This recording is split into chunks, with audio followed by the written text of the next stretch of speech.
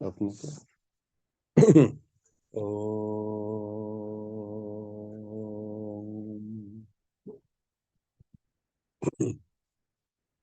ओम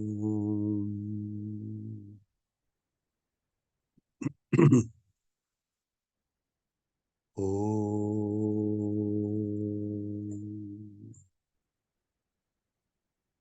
अष्टाध्यायी जगन्माता यस्य चित्तात् समुत्थिता वेदानामुपकाराय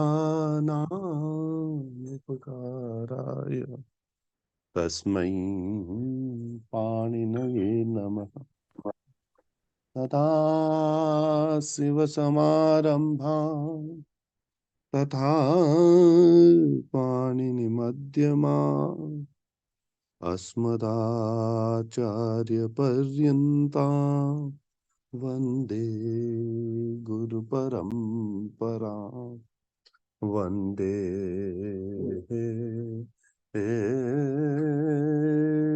गुरु परम्पराम्। जय श्री कृष्ण। प्रणाम आप सभी को। नमस्ते। प्रणाम। प्रणाम। हम भैया नमो नमः।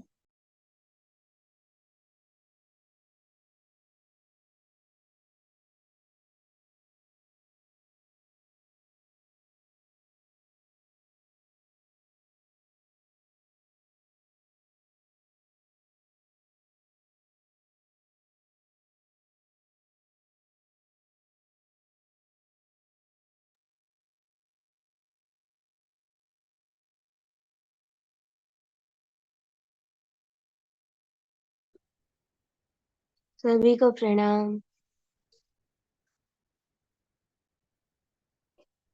चलिए आज हम नपुंसकलिंग आरंभ कर रहे हैं। तो नपुंसकलिंग आरंभ कर रहे हैं तो उसमें सबसे पहले है ह्रस्व नपुंसकलिंग प्रातिपदिकस्य।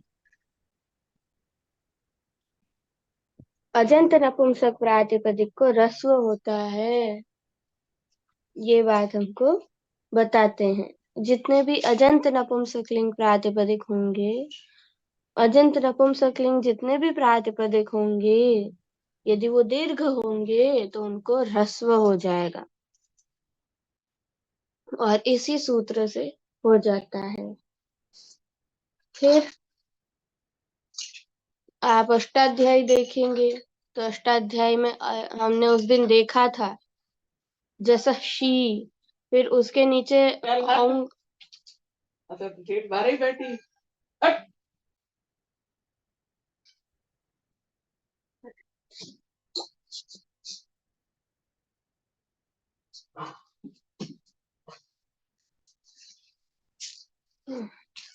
देखिए 7-1 देखते हैं अपन।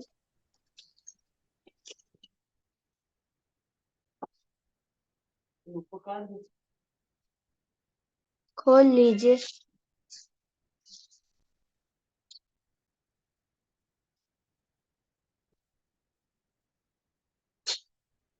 7-1 देखते हैं तो 7-1 में देखिए जैसा शी है 17वां, उसके नीचे है 18वां औंग आपह है।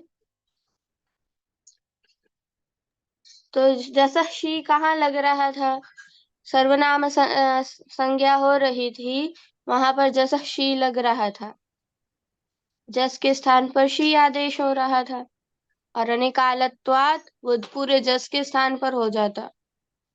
फिर उसके नीचे औंग आपह है। ये आपह मतलब आबंत, टाप डाप चाप जो प्रत्यय लगे हो ना, तो टाप डाप चाप स्त्री प्रत्यय है।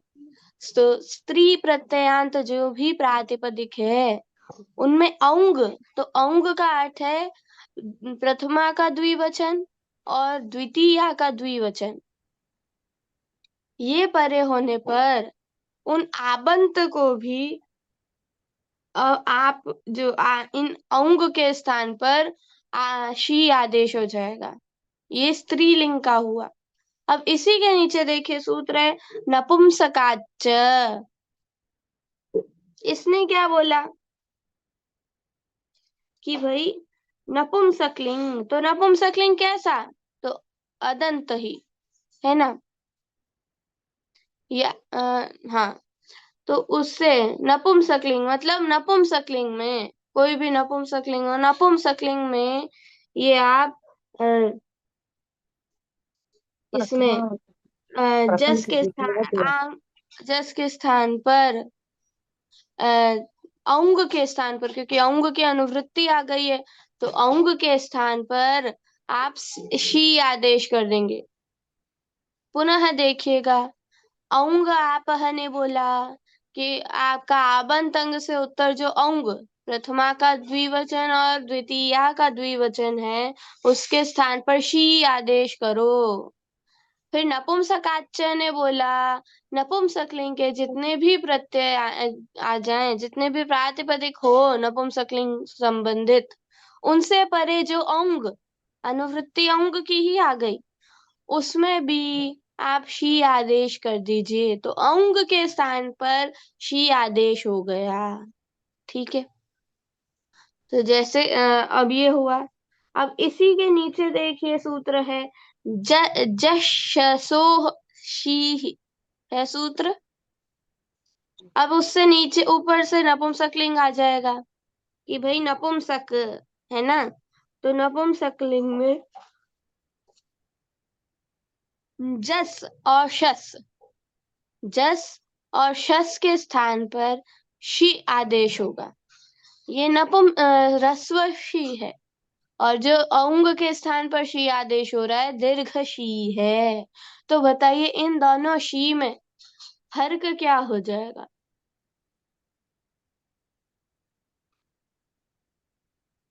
ये सर्वनाम स्थान सिर्फ ह्रस्व को लगेगा। सर्वनाम स्थान संज्ञक है एक। कौन सा सर्वनाम स्थान संज्ञक है? ह्रस्व वाला जो है, ह्रस्व वाला जो बहुवचन में आएगा वो। किस सूत्र से है वो? शी सर्वनाम स्थान यशशोः शी से है। शी सर्वनाम स्थानम सूत्र से जो शी होता है उसकी सर्वनाम स्थान संज्ञा होती है।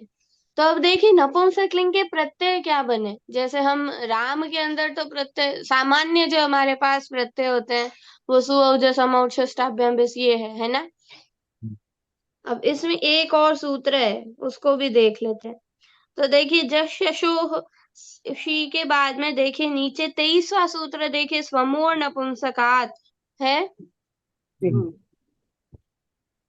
स्वमोर नपुंसकात के नीचे देखिए अतोम सूत्र मिला। तो देखिए ऊपर से सु और नपुंसकलिंग की अनुवृत्ति लेंगे, है ना, और अतोम क्या बोलता है, सु परे होने पर है ना, अदंत, तो सु परे अदंत अंग के सु, स्वम है ना, स्वम, स्वमोर नपुंसकात में सु और अम, तो वहां पर ही कोई अनति स्वम हो गया।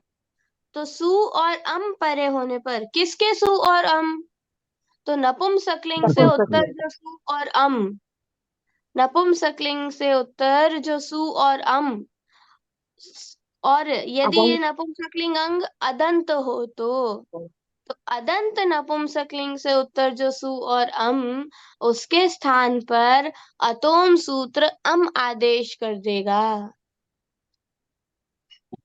पुनः सुनिए, स्वमोर नपुंसकात, तो नपुंसकात में पंचमी है, तो पंचमी से उत्तर, तो सूत्र में स्वम बोल रहा है तो सु और अम। अदंत, अदंत किससे लिया, तो अतोम सूत्र स्वयं अदंत बोल रहा है, तो अदंत नपुंसकलिंग से उत्तर जो सु और अम, उनके स्थान पर अम आदेश हो जाएगा। तो अब ये हमारे नपुंसकलिंग के प्रत्यय बन गए कि भाई यदि हमारा अंग अब अदंत की बात आ गई तो अब हम पहले अदंत देखेंगे। जो पहले ऊपर वाले सूत्र देखे वो सामान्य थे, सभी में लग रहे थे, पर अतोम जो है मात्र अदंत में लग रहा है। तो इसको पुनः देखते हैं कि हमारे प्रत्यय क्या बने। सामान्य प्रत्यय हमारे पास सु औ समौच्च स्टाभ्याम बिस है, सुप, ये सामान्य प्रत्यय है हमारे पास। परंतु अब जब हम नपुंसकलिंग की बात करेंगे तो वहां पर दो चार तो बदलने ही बदलने हैं, चाहे कोई भी अंग हो। क्या क्या बदलेगा? प्रथमा और द्वितीया में शी आ जाएगा और बहुवचन में शी आ जाएगा। पर अगर ये नपुंसकलिंग प्रातिपदिक अदंत है, जैसे फल, ज्ञान, है ना, तो क्या होगा? तो पहली प्रथमा और द्वितीया का एक वचन भी बदलेगा। तो सु और अम के स्थान पर अम, औ और औ के स्थान पर शी, और जस और शस के स्थान पर शी। ये हमारे प्रत्यय हुए। तो प्रत्यय क्या बने? अदंत नपुंसकलिंग प्रातिपदिक से उत्तर जो होंगे अम, शी, शी, शी। की सब वैसे ही टाभ्याम बेस गेम प्याम बेस गसुभ्याम बेस गसो सामगी हो सुप। तो नपुंसकलिंग में दो ही विभक्ति बदलेगी। बाकी जैसे आपने राम बनाया, जैसे आपने सर्वपद बनाए हैं, उसी प्रकार जो जिस श्रेणी में होगा उस श्रेणी में वो काम हो जाएगा। ठीक है। तो अब ये हमने देखा, अब इसको अप्लाई करना भी देखना है। तो ये तो देख लिया। अब देखिए, अब हमारा हम ले लेते हैं ये माता जी ने ज्ञान को लिया है।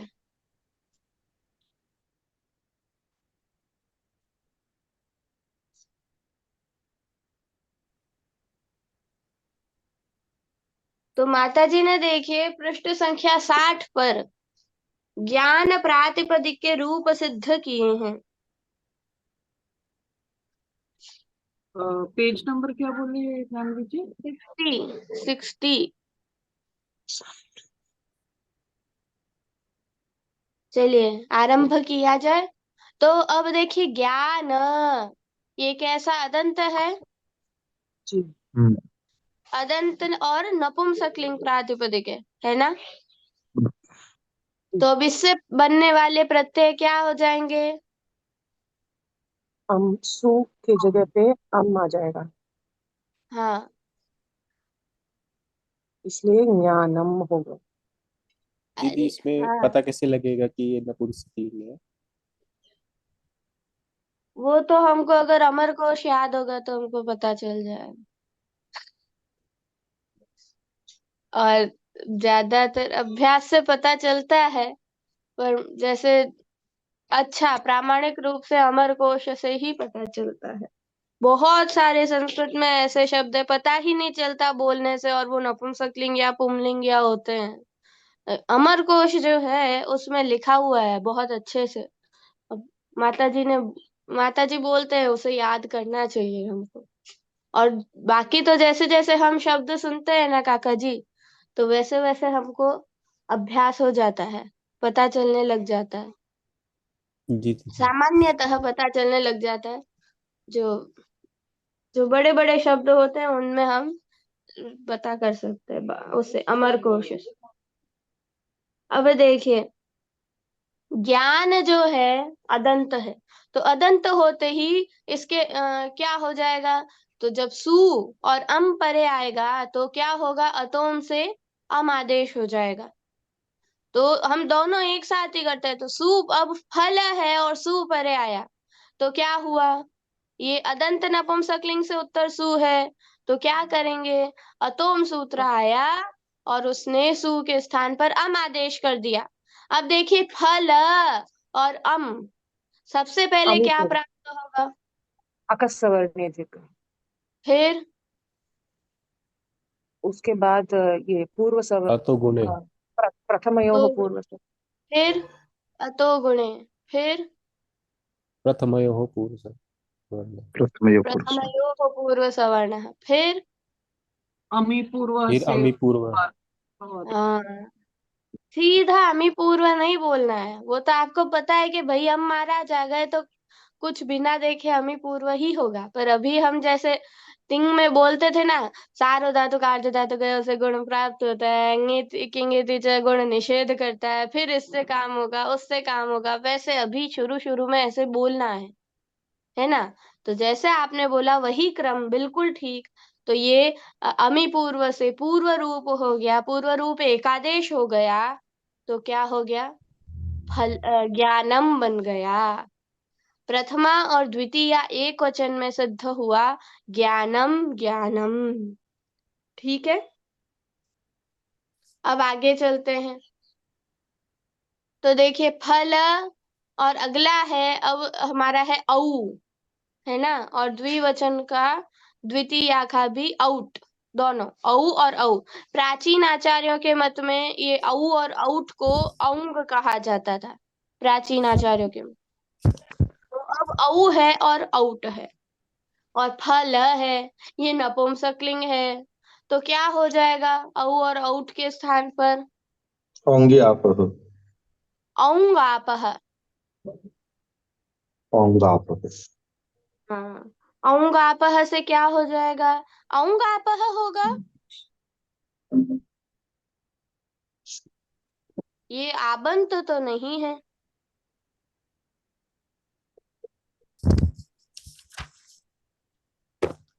उसके नीचे क्या सूत्र है?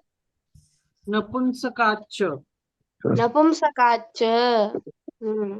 औंगापः आबंत अंग की बात करता है। नपुंसकाच्च सूत्र से औंग के स्थान पर शी आदेश हो जाएगा, तो शी हो गया। अब बताइए फल और शी, ज्ञान और शी, ज्ञान और औट के स्थान पर भी शी। अब ये शी की संज्ञा हो गई षकार की और ई बचा। अब बताइए ये ई जो है सर्वनाम स्थान है कि असर्वनाम स्थान? शी जो है असर्वनाम। असर्वनाम स्थान। असर्वनाम स्थान। तो अंग की क्या होगी? गुण होगा। अरे पद पद संज्ञा होगी। पद हाँ, संज्ञा होगी। सॉरी, पद संज्ञा। भ संज्ञा होगी। अरे हाँ, अब ठीक है, भ संज्ञा होगी। भ संज्ञा होगी तो भ संज्ञा के फल कहाँ देखने को मिलेंगे? 6-4-129 से। हम्म, 6-4-129। ठीक है, अब मुझे बताइए कि ये भ संज्ञक वर्ण है, अब भ संज्ञक अंग है। जो एक सूत्र हमने पढ़ा था कि ई व ईकार आदि प्रत्यय हो या तद्धित प्रत्यय हो ये से अंग में। ठीक है।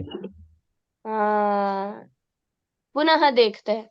चलिए 6-4-129 में आइए, इसको देखते हैं।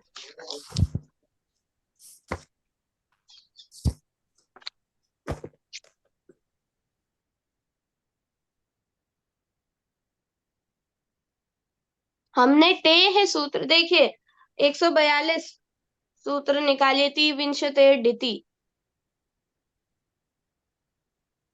तो भस्य के अधिकार में है, भ संज्ञक अंग हो और ये ती ती ती प्रत्ययांत, जैसे विंशति त्रिंशति ये सब बोलते हैं ना, तो उसी में सूत्र बोले जानवी जी। भस्य के अधिकार में 142। अच्छा, ती विंशते डिति मिला 6-4-142। हाँ जी। तो क्या बोलता है ती, ये ती जो बोल रहा है ये विंशति त्रिंशति ये हम बोलते हैं ना, ये सब की बात। तो उससे परे यदि दित प्रत्यय हो तो उस ती का लोप हो जाता है ना। ये ती विंशते डिति बोलता है। इसके नीचे सूत्र है टे है, ये क्या बोलता है? टे है, टी का लोप होगा, है ना। टी का लोप होगा डित प्रत्यय परे होने पर। डित प्रत्यय परे होने पर टी का लोप होता है। ये सूत्र बोलता है। इसके नीचे देखिए सूत्र है नस्तद्धिते, मिला। हम्म नस्तद्धिते बोलता है कि ये नकारांत नांत की टी का भी लोप होगा। नकारांत जो हमको प्रातिपदिक मिलेंगे उनकी भी टी का लोप होगा तद्धित प्रत्यय परे होने पर। तद्धित प्रत्यय परे होने पर नांत की टी का भी लोप हो जाएगा। अब इसी के नीचे देखिए सूत्र है यस्येति च। तीन सूत्र छोड़कर आपको मिलेगा यस्येति च। दीदी ये नस्तद्धिते ये पुल्लिंग नपुंसकलिंग सब लिंग में चलेगा? ये सिर्फ प्रत्यय की बात हो रही है, प्रत्यय तद्धित प्रत्यय। ना प्रत्यय ठीक है, नांत जो बोला ना, नांत की टी, तो जो हाँ, नांत है वो किसी भी लिंग में हो सकता है। नांत तो कहीं भी मिलेगा। ये नस्त तद्धिते जरा वापस बताएंगे। नस्तद्धिते बोलता है नांत मतलब जो भी नकारांत प्रातिपदिक है उनसे यदि तद्धित प्रत्यय परे हो, है ना। जैसे ब्राह्मण हुआ, ब्राह्मण ब्राह्मण, है ना। तो इन ऐसे राजन, है ना, ये सब नांत जो प्रातिपदिक है इनसे यदि तद्धित प्रत्यय परे हो, नह तद्धिते, तो तद्धित प्रत्यय परे हो, तो ये जो नांत है मतलब नांत, ये जितने भी जैसे राजन है तो राजन में ये नांत है, तो नांत है तो इसकी टी का भी लोप हो जाएगा। ठीक है, राजन की टी का लोप होगा तो क्या बनेगा? राज राज। राज ऐसा हो जाएगा। अब उसमें जो काम होगा वो होगा। अब देखिए, अब नीचे आ जाइए यस्येति च में। यस्येति च क्या बोल रहा है? यस्य, यस्य बना है देखिए, तो यस्य मतलब इसमें अवर्ण और ई, अ ई को जोड़कर य बना, ये है ना। यस्य, ई और अ है उसको जोड़कर ये य बना, य बनकर अब यहाँ यस्य, ये ई वर्ण हो या अवर्ण हो, उससे उत्तर क्या हो, या तो इकारांत प्रत्यय, इकार आदि प्रत्यय हो, या क्या हो, तद्धित प्रत्यय हो, तो भी इन टी का लोप हो जाएगा। भ संज्ञक अंग की टी का लोप होगा। अवर्ण हो या ई वर्ण हो, उससे उत्तर ईकार आदि या तद्धित प्रत्यय, तद्धित का आशा है नस्तद्धिते से, तद्धित प्रत्यय परे हो तो भी टी का लोप हो जाएगा, है ना। अब देखिए ज्ञान जो प्रातिपदिक है, ज्ञान, ये अवर्ण है इसमें, जी। ज्ञान में अवर्ण है, उससे उत्तर जो शी है वो ईकार आदि प्रत्यय है। नहीं, इकार आदि नहीं, वो आफ्टर हाँ, अनुक्त लोपे हूँ। हाँ ईकार आदि है ना, हाँ ईकार भी बोल सकते, ईकार आदि क्योंकि प्रत्यय के आदि में ये ईकार आदि है। तो अब बता, ये भ संज्ञा हुई, भ संज्ञा हुई, दीदी अवर्ण है, इकारांत उस लेंगे कि इकार आदि लेंगे? इकार आदि लेंगे, प्रत्यय को तो आदि में ही आदि लेंगे। जी।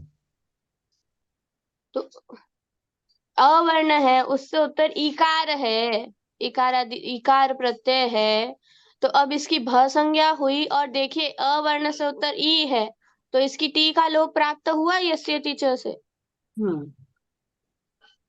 तो ज्ञान में टी क्या है? ओ अ, उसका लोप कर दें? नहीं होगा। नहीं, पर प्राप्त तो होगा ना। वही जो रास्ता आ रहा है बीच में हम उसको त्याग नहीं सकते, तो प्राप्त तो होगा। टी का लोप प्राप्त है, अवश्य प्राप्त है ना? होगा, होना ही चाहिए, पर उसके लिए अब यहाँ पर वार्तिक बनता है। वार्तिक क्या है? औंग श्याम प्रतिषेधो वाच्य। क्या बोलता है कि औंग में जो आप शी आदेश करते हैं उसके कारण जो टी लोप हो रहा है, जो यस्यति च काम कर रहा है, वो काम नहीं होगा।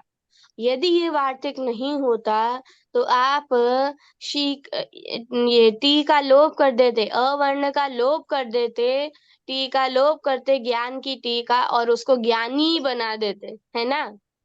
पर ऐसा नहीं हो सका। क्यों? क्योंकि वार्तिक बना दिया औंग श्याम प्रतिषेधो वाच्य। औंग के स्थान पर जो शी आदेश किया है उसमें क्या है आपका? ये काम, क्या काम? आपका जो यस्य टीचर से टी लोप हो रहा है वो नहीं होगा। तो यस्य टीचर का विचार करना अत्यावश्यक है ना? परंतु उसके साथ ये वार्तिक भी आया, तो इस वार्तिक ने निषेध कर दिया ना यस्य टीचर का। अब यस्य टीचर नहीं लगा, अब आप दौड़कर संधि के पास जा सकते हैं, है ना? तो यस ज्ञान है और शी है, अब ई बचा, यस्य टीचर का प्रश्न नहीं हुआ, तो क्या हो जाएगा? आद्गुण। आद गुणः, आद गुणः हो जाएगा। पहले पहले वो होगा ना, आद गुणः प्राप्त होगा, फिर प्रथमयोः पूर्व सवर्ण प्राप्त होगा, उसको नादिची बाधेगा, फिर आद गुणः पुनः प्राप्त हो जाएगा। तो क्या बनेगा?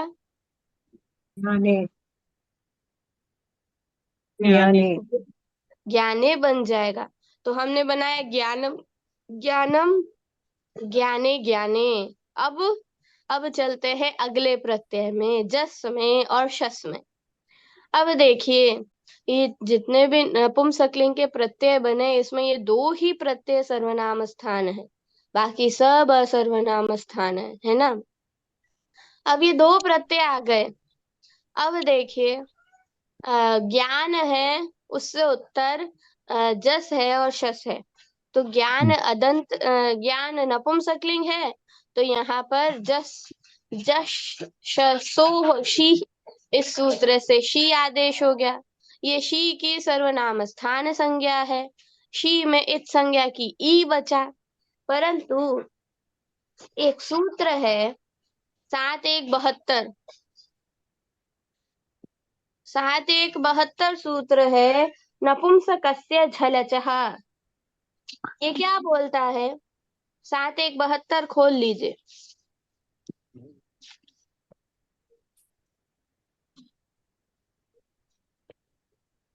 मिला? जी। तो देखिए, ये हमारे 58वां सूत्र देखिए, 58, इति तो नुम धातोः। हमने बहुत अच्छे से पढ़ा है इसको, ये प्रकरण में ये दो सूत्र हमने पढ़े। इदित धातुओं को नुमागम होता था, और उस समय हमने बोला था कि ये नुमागम प्रकरण है, ये यहाँ से लेकर ये नुमागम प्रकरण है पूरा, है ना? तो इसी के नीचे देखिए नपुंसकस्य झलचः, तो ये क्या बात कर रहा है? नपुंसकलिंग को नुमागम करने की बात हो रही है ना? अब देखिए क्या बोलता है कि नपुंसकस्य झलचः, अच से उत्तर जो झल और जो अजंत नपुंसकलिंग, उसमें क्या होगा? नुमागम होगा। तो अब देखिए, झल हो या उससे अच से उत्तर है, झल हो या अजंत हो, यदि वो नपुंसकलिंग प्रातिपदिक झलंत है या नपुंसकलिंग है ना? नपुंसकस्य झलचः, नपुंसकलिंग में, नपुंसकलिंग के स्थान पर या तो झल हो, वो झल कैसा होना चाहिए? अच से उत्तर, या अजंत हो, है ना? झलंत हो या अजंत हो तो उसको नुमागम होगा, नुमागम होगा। कोई भी प्रातिपदिक हो नपुंसकलिंग में या तो वो झलंत हो या अजंत हो तो उसे नुमागम होता है। कब होगा तो देखिए ऊपर सूत्र है 70वां नहीं 70वां, हाँ। उगिरचाम सर्वनाम स्थाने धातु हो सूत्र है, उससे सर्वनाम स्थान की अनुवृत्ति आ जाएगी। तो सर्वनाम स्थान प्रत्यय परे होने पर नपुंसकलिंग में झलंत या अजंत प्रातिपदिक को नुमागम होता है। सर्वनाम स्थान प्रत्यय परे होने पर नपुंसकलिंग को झलंत या अजंत नपुंसकलिंग को नुमागम होता है ना, नुमागम होता है। भैया हो गया। तो अब नपुंसकलिंग में सर्वनाम स्थान कहाँ मिलेगा? शी सर्वनाम स्थान से जस और शस के स्थान पे। तो शी मिला तो हम क्या कर लेंगे कि भाई ये नुमागम हुआ तो यहाँ पर नुमागम को बैठाएंगे। तो नुमागम को बैठाएंगे तो अब देखिए ज्ञान है और ई है ना। अब नुमागम हुआ तो अब क्या करेंगे, कहाँ बैठना चाहिए ये? तो कहाँ बैठेगा? ज्ञान के अ के बाद, ज्ञान के अ के बाद तो मिदचोन्त्यात् परः अंतिम अच के बाद बैठेगा, मित होगा। तो ज्ञान है और ई है। अब नुमागम हुआ क्योंकि ये अजंत प्रातिपदिक है नपुंसकलिंग, तो नुमागम हुआ तो ज्ञान नुमाया, तो ज्ञान के अ के बाद बैठ गया तो ज्ञानन बना और उसके बाद ई, है ना। अब क्या है तो अब देखिए एक सूत्र और है 6 4 8 सर्वनाम स्थाने च समुद्धौ, ये दीर्घ करता है। बाकी चर्चा कल करेंगे, इसको सिद्ध कर लेते हैं फिर हम कल वापस इसको देखेंगे। तो सर्वनाम स्थाने च संबुद्धौ क्या करता है, इसमें नोपधाया उपधा की अनुवृत्ति आती है इसमें ऊपर से। कल इसको दिखाऊंगी अच्छे से, अभी समय समाप्त हो रहा है ना। तो उपधा की अनुवृत्ति आती है तो क्या बोलता है, और नपुंसकलिंग तो नांत, अभी ज्ञानन नांत हुआ ना, तो नांत जो भी होगा उसमें उस अंग की उपधा को दीर्घ होता है ना। उपधा को दीर्घ होगा और ये सब दीर्घ की अनुवृत्ति वहां से आ रही है, ढ्र लोपे पूर्व से दीर्घोण से। तो नांत की उपधा को दीर्घ होगा। कैसा दीर्घ? संबुद्धि सर्वनाम स्थाने चा संबुद्धौ असंबुद्धौ। कैसा बुद्धि भिन्न सर्वनाम स्थान परे होने पर, संबुद्धि भिन्न सर्वनाम स्थान परे होने पर नांत की उपधा को दीर्घ होगा। तो देखिए ज्ञानन जो है वो नांत है, उससे उत्तर जो शी है वो सर्वनाम स्थान है, सर्वनाम स्थान है। हाँ। और ये नांत है तो इसकी उपधा को दीर्घ कर दे सर्वनाम स्थाने चा संबुद्धौ से।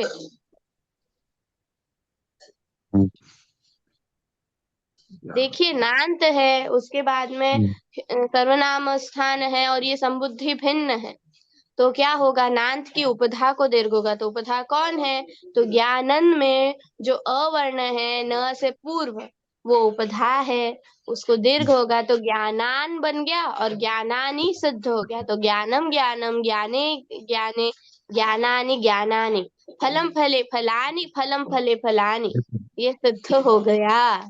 सर्वनाम स्थाने च संबुद्धौ एक बार वापस बताएंगे। हाँ, सर्वनाम स्थान अब देख लेते हैं, ये जब बंद हो जाएगी तब अपने आप बंद हो जाएगी। 6 4 8 खोल लीजिए, खोल लिया। हाँ, देखिए सर्वनाम स्थाने चा संबुद्धौ सूत्र है, उसके ऊपर देखिए नोपधाया है उससे उपधा लेंगे। ठीक है, क्या बोल रहे हैं, सर्वनाम स्थान प्रत्यय परे होने पर, है ना। कैसा तो नांत कहाँ से आया, नोपधाया से ही न आया, है ना। नांत जो भी उपधा, नांत की उपधा को दीर्घ होगा, दीर्घ ढ्र लोपे पूर्व से दीर्घोण से आ रहा है, नांत की उपधा को दीर्घ होगा। कब होगा तो देखिए सूत्र बोल रहा है चा असंबुद्धौ, मतलब असंबुद्धि भिन्न सर्वनाम स्थान प्रत्यय परे होने पर नान्त अंग की उपधा को दीर्घ होगा। संबुद्धि भिन्न सर्वनाम स्थान प्रत्यय परे होने पर नान्त अंग की उपधा को दीर्घ होगा। ठीक है माता। तो हमारा जी। ज्ञानन जो है नुमागम के कारण, तो है ना, ये जो नपुंसक। है ये सिर्फ नपुंसकलिंग के लिए नहीं है ना, ये सारे प्रातिपदिक नकारांत प्रातिपदिक को लगेगा ना। बिल्कुल बिल्कुल सब। हाँ, वो वहां पे थोड़ा कंफ्यूजन। ओ हाँ, जी। जहाँ पर सिर्फ नान्त बोल रहा है मतलब नान्त, हम्म, जहाँ पर कुछ और, अब जैसे नस्तद्धिते ने नान्त बोला, है ना, तो हम्म, जहाँ नान्त बोल रहा है नाहंत, और जहाँ वो खुद स्पेसिफाई कर रहे हैं नपुंसकलिंग कहकर, हम्म, जैसे नपुंसकस्य झलजः, नपुंसकाच्च, स्वमो नपुंसकात्, और फिर उसके नीचे अतोम, यहाँ वो स्वयं बता रहे हैं, तो वो हम्म, फिर उसी क्षेत्र में होगा। तो आप यहाँ तो आपके आज अदंत नपुंसकलिंग के रूप सिद्ध हो गए। इसमें कुछ बातें हैं जो अब कल चर्चा करेंगे, इसको आप एक बार देखिएगा। तो अब इससे हम पुनः नपुंसकलिंग सर्वनाम को सिद्ध करेंगे। जैसे हमने सर्वनाम सिद्ध करे हैं, अब ये हो गया, अब हमको वापस उधर भी देखना है। ठीक है, सभी को प्रणाम, दिवाली के प्रणाम। राम राम। प्रणाम। प्रणाम। प्रणाम, धन्यवाद। धन्यवाद। धन्यवाद। धन्यवाद। गोवर्धन की पूजा के भी बहुत बहुत शुभकामनाएं। शुभकामना। आपको भी। हम्म।